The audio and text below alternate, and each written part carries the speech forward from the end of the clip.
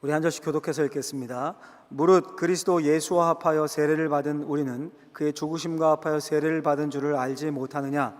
그러므로 우리가 그의 죽으심과 합하여 세례를 받음으로 그와 함께 장사되었나니 이는 아버지의 영광으로 말미암아 그리스도를 죽은 자 가운데서 살리심과 같이 우리로 또한 새 생명 가운데서 행하게 하려 함이라. 같이 했습니다. 만일 우리가 그의 죽으심과 같은 모양으로 연합한 자가 되었으면 또한 그의 부활과 같은 모양으로 연합한 자도 되리라. 아멘. 기도하겠습니다. 하나님, 하나님의 말씀 앞에 있습니다. 말씀이 역사하는 시간, 진리의 영이신 성령이 깨닫게 하시는 시간이 되게 하여 주옵소서. 예수님의 이름으로 기도하옵나이다. 아멘. 오늘은 세례란 무엇인가 라는 제목으로 하나님 말씀을 전하고자 합니다. 오늘 세례식이 있었죠. 조금 전에.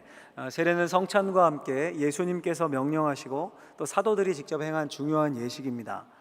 일단 교회에서도 교인이라고 할 때 1차적인 의미는 세례교인을 의미합니다. 모든 모임에는 정회원 이런 게 있지 않습니까? 정회원? 그처럼 세례교인이 좀 비유는 그렇지만 정회원 격입니다. 그러니까 우리가 세례가 무엇인지 아는 게 정말 중요하겠죠. 오늘 세례가 무엇인지 그 의미를 한번 생각해 보고자 합니다. 여러분들 혹시 카푸어라는 말 들어보셨습니까? 카푸어? 카가 이제 자동차라는 뜻이에요, 영어로. 푸어는 가난한, 빈곤한 이런 뜻이죠. 그러니까 가난하고 빈곤하고 살기 어려운데 그 외제 스포츠카 같은 아주 고급 차를 타는 사람을 말합니다. 제가 유튜브 영상을 하나 봤는데 카푸어들이 사는 집은 어떨까 도대체 그 집을 소개하면서 그 특징을 세 가지로 이렇게 말했습니다. 첫 번째는요, 집 퀄리티는 크게 신경 쓰지 않는다. 보증금 50에 월세 30 관리비 포함해서 이런 집이 있더라고요. 예, 서울 쪽에 그것도 다 허물어져 가는 집에 사는데 앞에는 스포츠카가 외제에 딱 서 있습니다.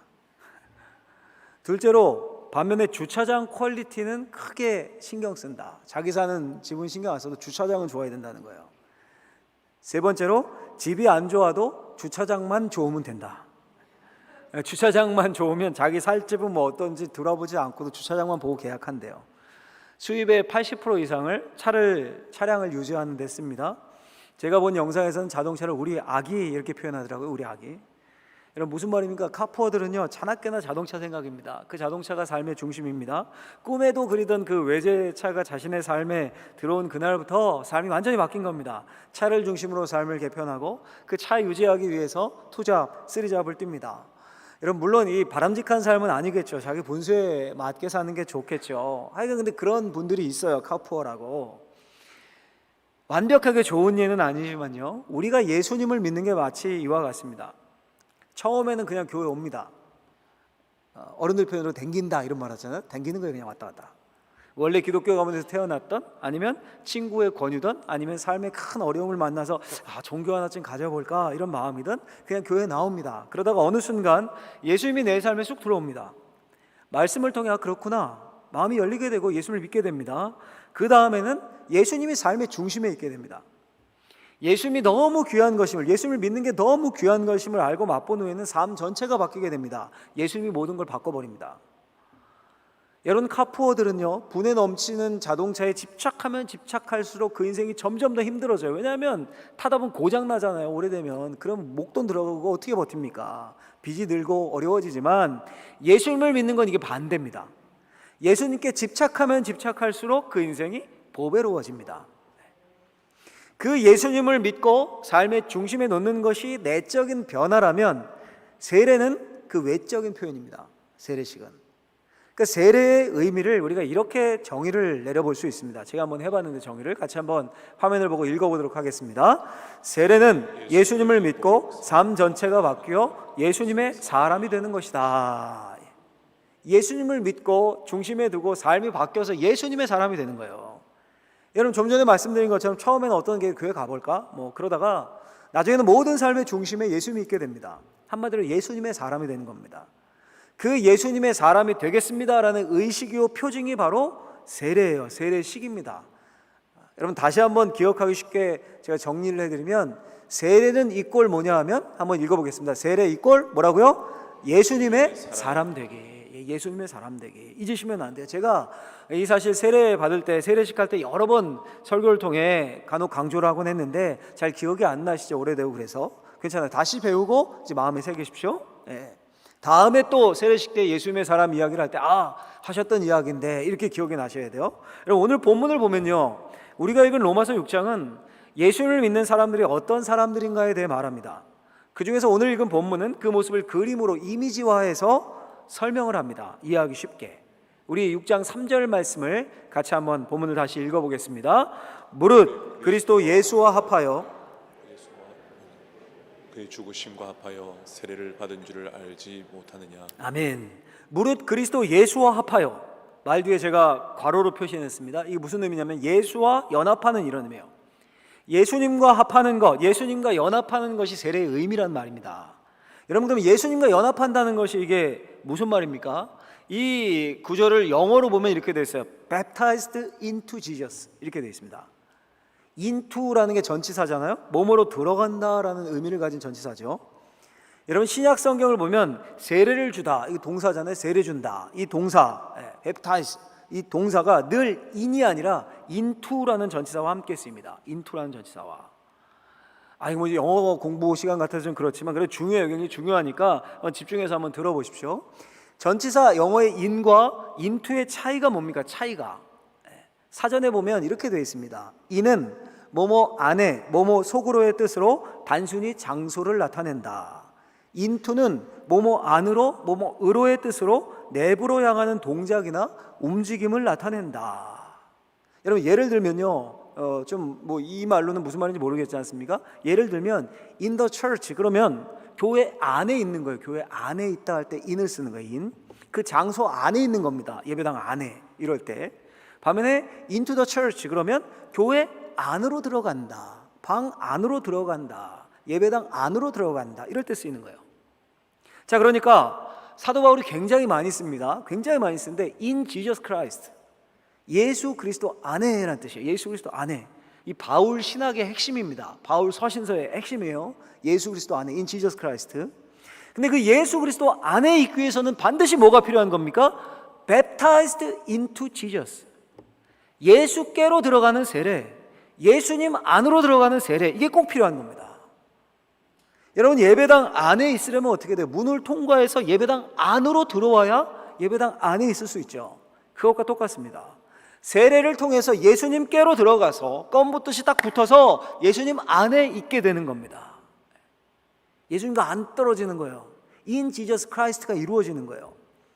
여러분 무슨 말입니까? 그러니까 세례를 받는다는 것이 단순히 세례 받아서 우리가 구원받았다, 이 차원을 넘어서는 겁니다. 세례를 받으면서 예수 그리스도께로 들어가서 그 안에 거하게 되는 겁니다. 더 쉽게 말하면 예수께로 가서 붙는 거예요. 요한복음 15장 포도나무 비유를 생각하시면 돼요. 마치 포도나무에 가지가 붙어 있듯이 붙는 거예요. 예수님께로. 예수님을 구주로 믿습니다, 진심으로 고백하면서 세례를 받는 순간 우리는 그리스도의 몸의 한 부분이 되는 겁니다. 여러분 이렇게 말로 설명하니까 좀 추상적이고 좀 어려우십니까? 쉽게 생각해서 결혼을 생각하시면 진짜 꼭 맞습니다. 이건 꼭 맞는 비유예요. 결혼이 단지 한 남자에게 아내가 생기고 한 여자에게 남편이 생기는 차원입니까? 그걸 넘어서지 않습니까? 둘이 합해서 한 몸이 되고 하나의 새로운 공동체가 탄생을 하는 겁니다. 남편은 아내에게 가서 붙고 아내는 남편에게 붙습니다. 모든 게 하나가 됩니다. 같이 살고 같이 밥 먹고 소유도 공동입니다. 만약에 집이나 아파트 명의 부모님 이름으로 한다 이러면 난리 날 거예요. 근데 아내 이름으로 하잖아요. 남편 이름으로는 하고 공동 명의로 하기도 하고. 더 놀라운 건요, 나중에 한 20년 30년 살면요 얼굴도 닮아요. 묘하게 보면 닮습니다. 심지어 가족관계도 바뀌죠. 시아버지도 내 아버지가 되고 장모님도 어머니라고 부르고, 그렇죠? 호칭까지. 그 결혼으로 들어가는 것이 무엇입니까? 결혼 생활로 들어가는 것이 바로 결혼식이죠. 결혼식. 하나님 앞과 부모님 또 일가 친척 친구들 앞에서 내가 이제 이 남자에게 붙어 살겠습니다, 내가 이 여자와 이제 연합해서 살겠습니다, 그런 고백을 표현하는 것이 결혼식이죠. 이미 마음은 정했고 그렇게 하기로 그걸 공포하는 게 결혼식이죠. 마치 세례가 이와 같습니다. 내가 이제 예수께로 들어가서, 예수 그리스도께로 들어가서 그 안에 살겠습니다. 그분과 떨어지지 않고 붙어 살겠습니다. 이 결심 신앙 고백을 하는 게 세례예요 자체. 그리고 그걸 공식적으로 만방에 표현하는 것이 바로 세례식입니다. 세례식 때 여러분 물을 뿌리죠. 오늘도 제가 물을 뿌렸습니다. 장로교는 이렇게 물을 뿌리고 침례교는 아예 전신을 푹 담굽니다. 이렇게 예배당마다 그게 있어요. 침례반이라고 푹 담그는 장소가. 이 의미가 뭘까요? 오늘 본문에 보시면 5절에 보면 이렇게 되어 있어요. 만일 우리가 그의 죽으심과 같은 모양으로 연합한 자가 되었으면 또한 그의 부활과 같은 모양으로 연합한 자도 되리라. 죽으심과 같은 모양으로 연합했다. 그러니까 예수님과 함께 죽었다는 겁니다. 세례식이 그 표현이에요. 물에 푹 오래 들어가 있으면 어떻게 돼요? 죽죠. 그러니까 물을 뿌림으로써 예전에 나는 죽었습니다. 이 상징이에요. 그리고 이어서 부활과 같은 모양으로 연합했다라는 말씀이 나오죠. 물에 들어갔다가 계속 있으면 죽는 거잖아요. 다시 물 밖으로 나옵니다. 그게 부활과 같이 다시 산 겁니다. 이제 예전에 나는 죽고 예수님과 함께 붙어서 사는 겁니다. 그 의식이 바로 세례식입니다. 그러니 세례는 예수님의 사람 되게요. 예수님의 사람 되게. 그래서 제가 꼭 말씀드리는 게 우리 교육자들한테도 얘기하고 세례 받으라 억지로 얘기하지 말아라. 그건 안 된다. 그렇게 하는 게 아니다. 본인이 신청하는 거예요. 본인이. 내가 예수님 안에 살겠습니다. 예수님을 평생 믿겠습니다. 이 고백으로 본인이 신청하는 거예요. 여러분 여기서 하나 이제 궁금한 점이 생기죠. 성경에 보면 세례라는 표현이 세례가 처음 등장하는 것이 세례 요한이 주는 세례입니다. 신약 성경에 예수님도 공생이 시작하시면서 세례 요한에게 나가서 세례를 받는 장면이 나오죠. 근데 구약에는 세례가 안 나와요. 세례가 안 나와요. 유사한 게 할례라는 게 나오긴 하는데 세례는 안 나와요. 그럼 세례는 신약 시대에 등장한 새로운 의식입니까? 고린도전서 10장에 보면 이런 말씀이 나와요. 같이 한번 읽어보시면 고린도전서 10장 1절에서 2절 말씀을 같이 한번 읽겠습니다. 시작. 이 조상들이 다 구름 아래 있고 바다 가운데로 지나며 모세에게 속하여 세례를 받고 이렇게 돼 있어요. 바다 가운데 지나며 모세에게 속하는 모세에게 제가 가로쳐놨죠. 연합하는 세례를 받았다. 무슨 말일까요? 이스라엘 사람들이요 약 400년이 넘게 노예로 살았던 이집트를 탈출했습니다. 출애굽이죠. 지도자는 모세였습니다. 하나님이 10가지 재앙을 내리셔서 이집트 왕이 어쩔 수 없이 항복한 거예요. 항복해서 이스라엘 백성들을 보냈습니다. 근데 보내고 나서 한참 지나 좀 정신을 차리고 보니까 이게 노예를 보낸 게 너무 아까운 겁니다. 수백만 명의 노예니까 그 노동력이 얼마입니까? 계산해 보니까 뭐 경제적 타격이 엄청날 거 아니에요. 앞으로 미래를 계산해 보니까. 그래서 이집트의 군인과 전차들을 보내서 다시 잡아오려고 합니다. 이집트의 군대는 말과 전차를 타고 막 달리는 겁니다. 이스라엘 백성들은 걸어갑니다. 당연히 쉽게 따라잡혔겠죠. 어디서 마주칩니까? 하필 앞에는 바다가 있는 막다른 길에서 맞닥뜨리게 됩니다. 앞에는 바다고 뒤에는 말과 전차를 탄 이집트의 군대입니다. 그때 무슨 일이 일어납니까? 모세가 지팡이를 내밀자 바다가 쫙 갈라지고 바다 사이로 길이 열렸어요. 물벽이 쫙 세워지고 그 길로 이스라엘 백성들 다 건너가고요. 그걸 보고 이집트 병사들도 따라서 들어갑니다. 뒤쫓아 바닷길로 들어섭니다. 그때 중간쯤 이르렀을 때 옆에 섰던 물벽이 한꺼번에 쫙 쏟아져 내려서 이집트 군대가 몰살을 합니다. 사도 바울이 이 홍해를 건넌 사건을 구약시대의 세례로 설명하고 있는 거예요. 지금 세례로. 신약의 사람들이 오늘날 물로 세례를 받은 것처럼 구약의 이스라엘 백성들이 홍해에서 세례를 받았다는 겁니다. 물을 통과했다는 거예요. 그 세례의 결과로 백성들이 모세에게 연합했습니다. 세례 후에 지도자 모세에게 붙은 겁니다. 속한 겁니다. 조금 더 그림이 분명해지셨습니까? 그러니까 예수를 믿고 주로 고백하는 순간, 세례를 받는 순간 우리는 그리스도께로 붙은 사람이 된 거예요. 마치 홍해를 건너가는 순간 이스라엘 백성들이 모세에게 붙은 것과 같습니다. 마치 결혼하는 순간 아내가 남편에게, 남편이 아내에게 붙은 것과 같아요. 근데 여러분, 여기서 우리가 알아야 할 아주 중요한 사실이 있습니다. 하나님이 왜 이스라엘 백성들을 홍해 앞으로 인도하셔서 하나님이 길짜신 거잖아요. 그 계획을 왜 글로 인도하셔서 이집트 군대를 몰살시키셨을까요? 하나님이 막다른 골목으로 몰아넣으신 거거든요. 홍해 앞으로. 왜 그렇게 하셨을까요? 하나님의 놀라운 기적을 보이기 위해서요. 이미 10가지 재앙이면 기적은 충분합니다. 하나님의 능력은 이미 충분히 맛봤습니다. 아니면 이집트 사람들이 괘씸해서 죽이려고 그러신 겁니까?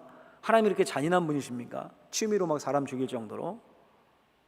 왜 하나님이 홍해로 이스라엘 백성들을 몰아넣으셔서 홍해를 가르시고 이집트 군대를 몰살시키셨을까요? 성경에 힌트가 나와요. 성경에 출애굽기 14장 13절 말씀을 보면 같이 한번 읽어보도록 하겠습니다. 모세가 백성에게 이르되 너희는 두려워하지 말고 가만히 서서 여호와께서 오늘 너희를 위하여 행하시는 구원을 보라. 너희가 오늘 본 애굽 사람을 영원히 다시 보지 아니하리라. 아멘. 너희가 오늘 본 애굽 사람을 영원히 다시 보지 아니하리라. 이집트 사람을 영원히 못 봅니다. 이 말은 이집트 사람과 이집트와 영원히 단절되었다는 겁니다. 무슨 말입니까? 이집트로 돌아가고 싶어도 못 갑니다. 퇴로가 막혔습니다. 이 홍해를 건너는 세례를 통해 과거와 완전히 단절되고 하나님의 종 모세에게 속한 새로운 백성이 됐다는 거예요. 신분이 바뀐 겁니다. 주인이 바뀌었어요. 이집트 왕 바로가 주인이었는데 모세로. 절대로 다시 돌아갈 수가 없습니다. 그 길이 끊어졌습니다. 여러분, 우리도 마찬가지입니다. 우리 꼭 기억해야 합니다. 한번 예수님을 믿은 이상, 예수님의 소유가 된 이상 돌이킬 수 없습니다. 과거로 돌아갈 수 없습니다. 과거로 돌아가려 해서도 안 됩니다. 길이 막혔어요. 신분이 바뀌었습니다. 그리스도께, 예수 그리스도께 붙은 사람이 되었습니다. 정체성이 바뀐 겁니다. 결혼하고 나서도 자꾸 총각대 생각하고 총각 행세하고 밖에 나가서 막 다른 여자 만나고 미팅하고 다니고 외박하고 그래도 됩니까, 여러분? 결혼한 여자가 막 결혼 안 한 척하고 돌아다니면서 연애하고 이러면 어떻게 됩니까? 인생 망치죠. 인생 망치는 겁니다. 예수 믿는 사람들도 똑같습니다. 예수님을 믿고 주로 고백하고 그 의식으로 세례를 받았으면 자신이 예수님께 붙은 사람이다, 이걸 분명히 자각해야 합니다. 자신이 누군지를 모르는 것에서 항상 불행이 시작되거든요. 과거로 돌아갈 수 없습니다. 이집트로 돌아갈 수 없습니다. 과거의 가치관을 가지고 살면 안 됩니다. 예수 믿기 전에 나쁜 습관들을 끊어야 합니다. 예수님 중심으로 살아야 합니다. 예수님이 싫어하시는 습관적인 죄악들을 끊어내야 합니다. 알코올 중독, 도박 중독, 인터넷 중독, 섹스 중독, 모든 중독을 끊어야 합니다. 예수님께 붙고 교회에 붙고 예수 믿는 사람들에게 공동체에 붙어야 합니다. 그것이 예수님을 믿는 것, 세례를 받고 예수님의 사람이 되는 것입니다.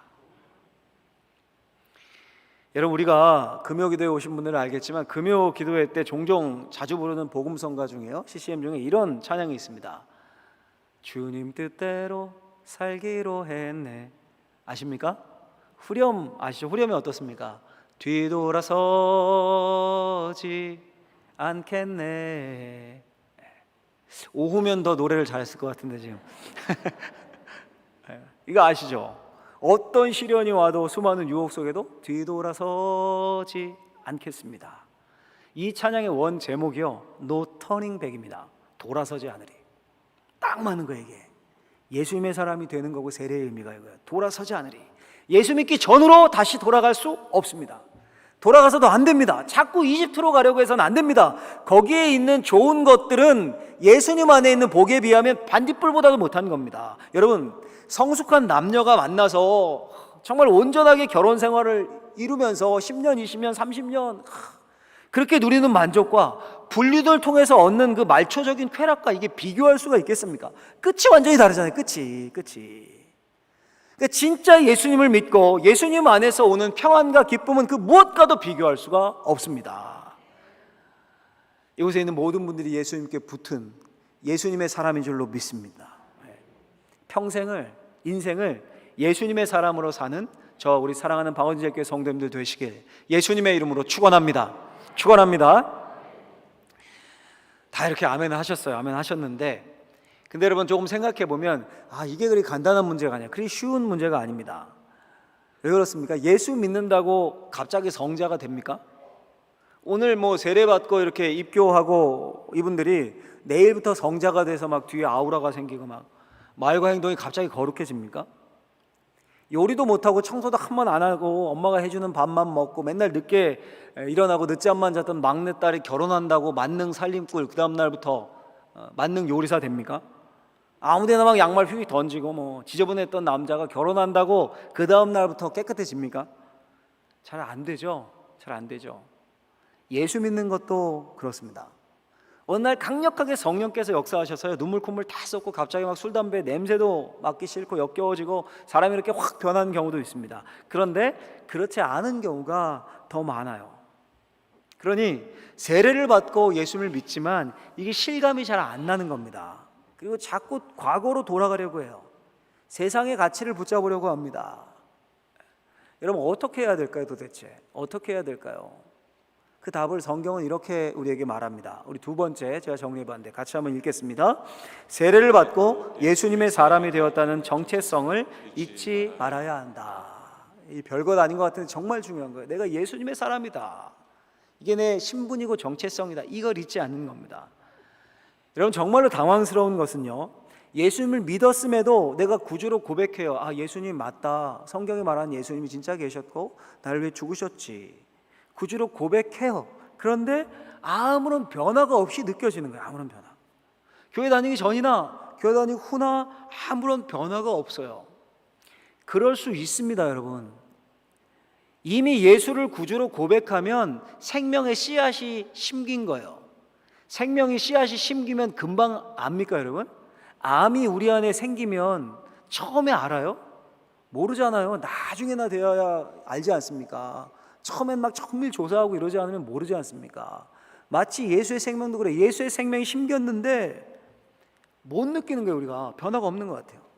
교회 다니기 전이나 다닌 후나 말씀 듣고 좋은 말이네, 동의됩니다. 과거와 단절해야 된다, 좋은 말이네. 근데 실제로 이게 뭘 의미하는지 잘 모르는 거예요. 왜냐하면 오늘 이렇게 예배드리고 나서 또 일상으로 가서 6일을 사시지 않습니까? 매일 교회 와서 사는 것도 아니고 다 교육자가 될 수도 없고 직장도 다녀야 되고 사회생활도 하셔야 되고 가정도 돌봐야 되고 우리 학생들 학업도 학교도 다녀야 되고 레저도 즐겨야 되고 미래에 대한 계획도 세워야 되고 돈도 모아야 되고 그렇지 않습니까? 그러니 성경의 시대, 교회가 박해를 받던 시대야 교회에 나가고 예수님을 믿는 것과 안 믿는 게 이게 확연히 구별되고 차이가 났지만 요즘 시대야 뭐 어디 그렇습니까? 예수 믿는 사람이나 안 믿는 사람이나 일상생활 별로 다를 바가 없는 것 같고요. 어떤 면에서 잘나야 하는지도 잘 모르겠고. 근데 놀라운 사실은요, 홍해에서 세례를 받고 하나님의 종 모세와 연합했던 이스라엘 백성들도 그런 혼란을 겪었습니다. 소위 정체성의 혼란입니다. 분명 이집트를 떠났고요, 홍해를 건넜습니다. 다시 돌아갈 수 없습니다. 돌아가서도 안 됩니다. 또 가봐야 뭐가 있습니까? 노예 생활이 기다리고 있어요. 노예 생활. 근데 자꾸 이집트 생각이 나는 거예요. 자꾸. 왜 그런 생각이 들었을까요? 이집트의 삶이 더 좋게 느껴졌기 때문이에요. 더 좋게. 광야에서의 삶도 가만 묵상해 보면 나쁘지 않았습니다. 노예 생활했을 땐 굶을 때도 있었는데요, 광야에서는 굶지 않았어요. 만나가 계속 내렸습니다. 단백질이 필요할 때 하나님이 고기도 주셨습니다. 심지어 한 벌 옷, 한 벌 신발이 헤어지질 않았어요. 그런데 주변을 보면 모래밖에 없어요. 돌산밖에 없어요. 이집트는 화려한 것들이 많았는데 그 자꾸 생각이 나는 거예요. 그뿐입니까? 가장 좋은 자유가 주어졌습니다. 강제 노역이 없습니다. 이집트에서는 1년의 반은 늘 목에 멍에를 쓰고 일을 해야 됐는데 늘 욕을 먹고 노역에 동원되고 할당량 못 채우면 등에 채찍을 맞았습니다. 근데 이제 자유인입니다. 게다가 하나님도 함께 하셨습니다. 그게 보였어요. 낮에는 구름 기둥이 서 있고 밤에는 불 기둥이 있고. 그런데도 가끔 이집트가 생각납니다. 자신들이 누리지도 못했던 화려한 그 이집트의 문명들이, 명품들이 생각납니다. 광야에 없는 것들, 스핑크스, 오벨리스크, 높은 성벽들, 멋진 옷을 입은 귀부인들, 명품들, 비단옷들. 근데 그 모든 게 자신들의 소유가 아니었음에도 그 화려함을 동경하게 됩니다. 짜릿하게 말초신경을 자극했던 종교를 그리워하게 됩니다. 태양의 신 라, 나일강의 신 오시리스, 자연의 활력을 주는 신 아몬, 이것들의 신상을 눈에 보이게 세워놓고 거기서 술을 마시고 난교를 벌이고 그랬던 추잡한 모습들, 영혼을 파괴했던 그 말초적인 쾌락들을 그리워합니다. 진정한 선물인 노예에서 벗어난 자유는 찾고 있고 자꾸 그 노예 시절에 자신들에게 주어지지도 않았던 그 문명을 동경합니다. 가지지도 못했던 것들을. 여러분, 마치 오늘날 우리의 모습이 이런 모습 아닙니까? 예수님 안에서의 자유, 죄로부터의 구원, 저 천국은 쉽게 있고 자꾸 세상을 동경합니다. 자꾸 세상을 동경해요. 예수님 믿고 신앙생활 잘하다가 동창회 갔다 오면 막 나보다 공부도 못했던 것이, 얼굴도 별로였던 것이, 남편 잘 만나서 외제차 타고 막 이러면 자신의 신세가 처량하게 느껴져요. 세상이 더 좋아 보입니다. 예수 안 믿는 내 동생이 잘 나가서 나보다 더 큰 집 사면 갑자기 우라통이 막 터져요. 내 애도 나름 괜찮은데 아들 친구를 만났는데 전교 1등 한대요. 야, 우리 아이 미래가 암울해 보여요. 갑자기 요럴 때 마귀가 우리를 흔드는 거예요. 우리 마음을. 야, 이집트로 돌아가, 이전 삶으로 돌아가, 세상 가치 붙잡고 성공을 추구하고 살아. 예수님의 사람 된다고 너 얻는 게 뭐 있어? 이집트의 문명의 화려함이 좋지. 너만 결심하면 되는 거야. 예전으로 돌아갈 수 있어. 그냥 교회는 다니라고 다니는데 정만 두고 있으면 돼. 정만. 여러분, 이때 우리가 뭘 기억해야 하는 겁니까? 이때 그렇게 마귀가 속삭이거든요. 근데 여러분 생각해 보십시오.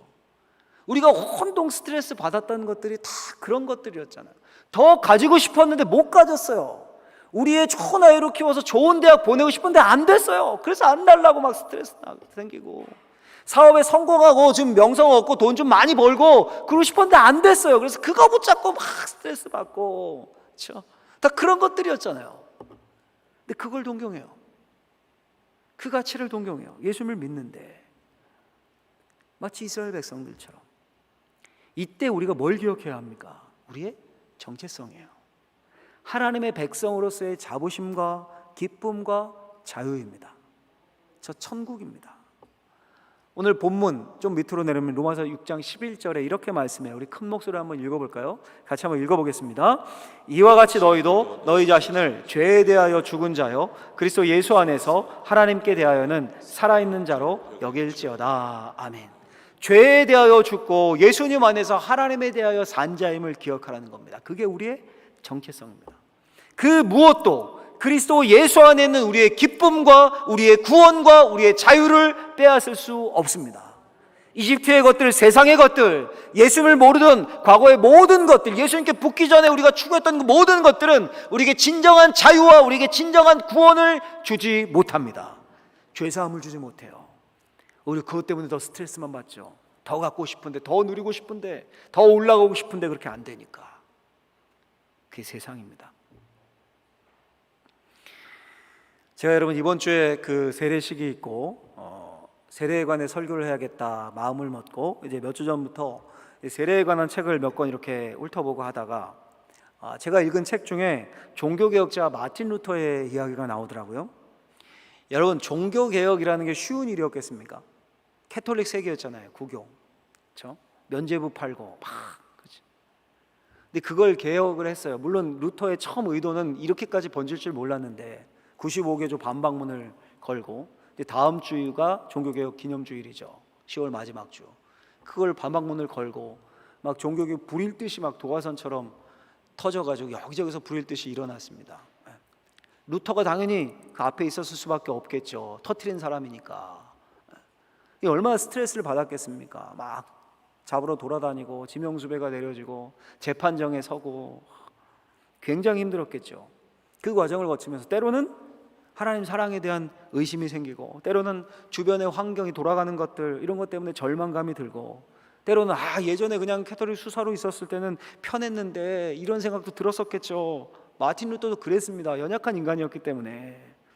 근데 여러분, 그럴 때마다 마틴 루터가 이런 말을 하는 것으로, 이런 말을 선포하고 말하는 것으로 자신을 진정시키고 새 힘을 냈다고 그래요. 그 말이 뭐냐면 이 말이었대요. 나는 세례를 받았다. 나는 세례를 받았다. 무슨 말입니까? 나는 예수님의 사람이다. 돌아갈 수 없다는 거예요. 우리도 마찬가지입니다. 우리는 세례를 받았습니다. 우리는 예수님의 사람입니다. 과거와 단절하고 예수님과 결혼했습니다. 우리는 그리스도의 신부입니다. 이집트를 동경할 필요가 없습니다. 세상의 가치에 휩쓸리지 마십시오. 부족할 수 있죠. 우리의 삶이 부족하게 느껴지면 세상으로 돌아가는 게 아니라 하나님께 달라고 기도하십시오. 우리는 예수님의 사람입니다. 우리 옆 사람과 이렇게 인사하는 것으로 설교를 마치고자 합니다. 옆 사람을 보시고 한번 인사해 보겠습니다. 당신은 예수님의 사람입니다. 이 사실을 꼭 기억하시길. 어렵고 힘들고 인생 광야길 같을 때 루터가 했던 그 말, 나는 세례를 받았습니다. 나는 예수님의 사람입니다.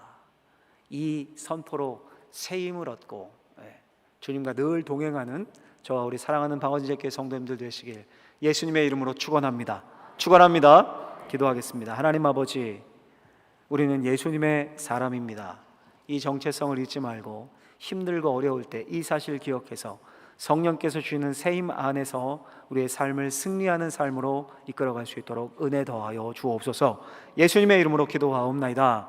아멘.